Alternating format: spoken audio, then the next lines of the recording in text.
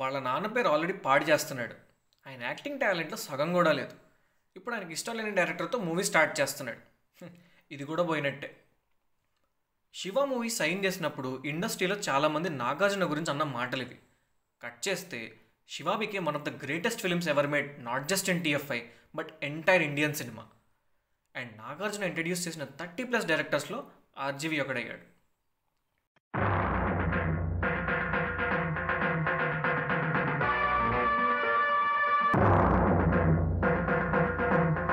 మన ఇండస్ట్రీలో చాలామంది వారసులు వచ్చారు.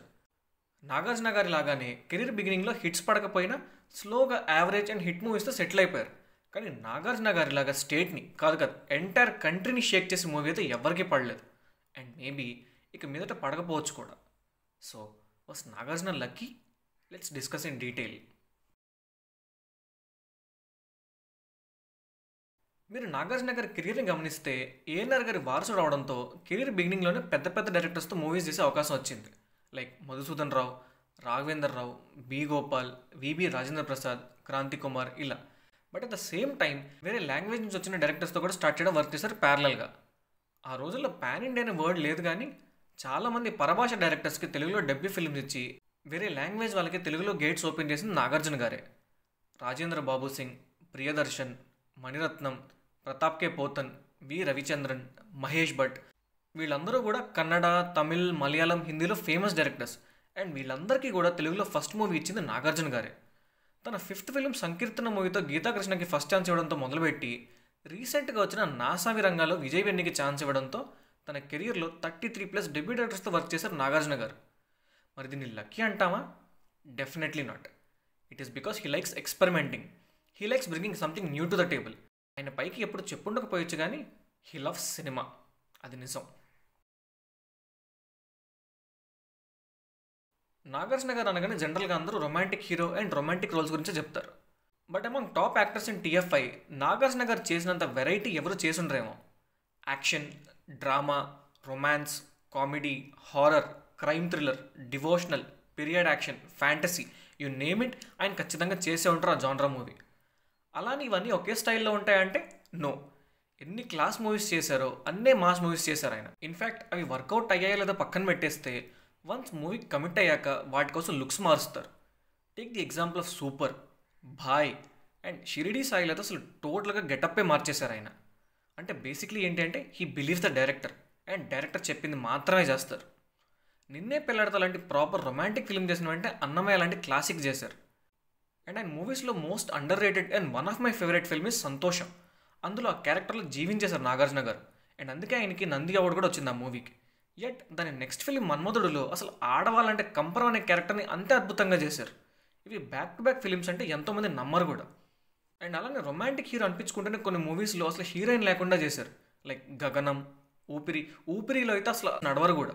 Like I said, he just loves cinema and he just loves to act. Nagarjuna అనగానే ఆయన హ్యాండ్సమ్నెస్ గురించి ఆర్ లుక్స్ గురించే మాట్లాడతారు ఎక్కువ. But he's a great actor to. Especially under play చేయాల్సిన రోల్స్ లైక్ శివ, గగనం, ఊపిరి మూవీస్లో హీ ఎక్సెల్స్ ఎ లాట్. అలానే ఆయన కామెడీ టైమింగ్ తక్కువేం కాదు. Manmadhudu is an all time classic. King, Chandralekha లాంటి మూవీస్లో ఆయన పర్ఫార్మెన్స్ మనం మర్చిపోలేం. అండ్ ఆయన చేసిన మాస్ రోల్స్ గురించి సపరేట్గా చెప్పనక్కర్లేదు. మేబీ ఈ జనరేషన్కి తెలియకపోవచ్చు, కానీ నాగార్జున గారి మాస్ రోల్స్ కూడా చాలామంది ఫ్యాన్స్ ఉండేవాళ్ళు ఇంతకుముందు. అండ్ రొమాంటిక్ రోల్స్ విషయానికి వస్తే సంతోషం has to be my favourite. నాకే కాదు, ఎంతో మంది కూడా ఆయన సంతోషంలోని క్యారెక్టర్ చాలా ఫేవరెట్. అండ్ ఇంతకుముందు చెప్పినట్టుగా ఆ రోల్కి ఆయనకు అవార్డు కూడా వచ్చింది. అండ్ ఆ క్యారెక్టర్లో మనం ఇంకెవరిని ఊహించుకోలేం కూడా. ఇంకా డివోషనల్ రోల్స్ అనగానే నాకు తెలిసి నాగార్జున గారు ఇమిడిపోయినట్టు ఏ యాక్టర్ కూడా రోల్స్లో ఇమిడిపోలేకపోవచ్చు. ఒకవేళ ఫ్యూచర్లో ఎవరైనా చేయగలిగినా కూడా ఒక ఎక్స్ట్రీమ్లో రొమాంటిక్ రోల్స్ చేస్తూ అండ్ వెంటనే ఒక ఫాలోఅప్ మూవీలో డివోషనల్ రోల్ చేయడం అనేది ఆల్మోస్ట్ ఇంపాసిబుల్. నార్మల్గా నాగార్జున గారి గురించి హీరోయిన్స్ చెప్తారు he such a lovable character అని. But even heroes and other actors కూడా love to be around him because of the way he treats them. Take the example of Ninne Premistha. ఆ మూవీలో శ్రీకాంత్ గారు హీరో. అందులో అసలు నాగార్జున గారు చేసే రోలే కాదు అది, ఎవరన్నా చేయొచ్చు. అండ్ ఈవెన్ దాని తమిళ్ ఒరిజినల్ వర్జన్లో కూడా పెద్ద యాక్టర్స్ ఏమి ఉండరు. అప్పటికి అజిత్ పెద్ద హీరో కాదులేండి. సో బట్ స్టిల్ నాగార్జున గారు చేశారు ఆ రోల్. ఎల్ఓసి కార్గిల్ అని చెప్పి హిందీలో ఒక మూవీ ఉంటుంది కార్గిల్ వార్ నేపథ్యంలో. అందులో కూడా ఆయనతో 1-2 సీన్స్ అండ్ చనిపోయే character. Entire south film industry నుంచి ఆ మూవీలో యాక్ట్ చేసిన ఓన్లీ యాక్టర్ నాగార్జున గారే. చంద్రలేఖ మూవీ తీసుకోండి, అందులో ఒక సీన్లో సంజయ్ దత్ కాళ్ళ మీద పడతారు. సంజయ్ దత్ కంటే నాగార్జున గారే పెద్ద actor in terms of stardom. And at look it is humility. Style మూవీలో అయితే నాగార్జున గారిది one of the best cameos అని చెప్పాలి. మాస్ మూవీతో లారెన్స్కి డెబ్యూ ఛాన్స్ ఇవ్వడంతో పాటు లారెన్స్ హీరోగా చేసిన నెక్స్ట్ మూవీలో కూడా క్యామియో చేశారు. రాజన్న మూవీ కూడా ఒక విధంగా క్యామియో లాంటిదే. అండ్ ఈవెన్ శ్రీకాంత్ గారు అబ్బాయి మూవీలో కూడా క్యామియోనే కదా. అండ్ మల్టీ స్టారర్స్ కూడా నాగార్జున గారు తక్కువేం చేయలేదు. అంతకుముందు అధిపతి మూవీలో మోహన్ బాబు గారితో, లేట్ హరికృష్ణ గారితో, మంచు విష్ణు అండ్ తన ఓన్ ఫ్యామిలీతో మనం. మొన్న రానానాయుడు అండ్ ఆచార్య వచ్చేదాకా Manam was the only film which had the entire family in one film. And తర్వాత నానితో దేవదాస్ అండ్ రీసెంట్గా నాసామి రంగంలో అల్లర్ నరేష్ అండ్ రాజ్ తరుణ్తో. అండ్ అప్కమింగ్ ఫిల్మ్లో అయితే ఏకంగా ధనుష్తో చేస్తున్నారు. జనరల్గా యాజ్ ఎ మూవీ లవర్ నేను actors or directors of screen personality ఎక్కువ ఫాలో అవ్వను. బికాస్ చాలా హిపోక్రసీ కనిపిస్తుంది అండ్ దానివల్ల వాళ్ళ వర్క్ కూడా నాకు నచ్చకపోవచ్చు. But Nagarjuna has to be one of the very few actors whose off screen personality is lovable. అంటే మీరు ఆయన ఇంటర్వ్యూస్ చూడండి, ప్రమోషనల్ వీడియోస్ చూడండి, ఎక్కడా కూడా సెల్ఫ్ సెంటర్డ్ ఆర్ నేను చాలా గొప్ప, నేనే మంచి అన్నట్టు ఎక్కడా ఉండవు ఆయన మాటలు.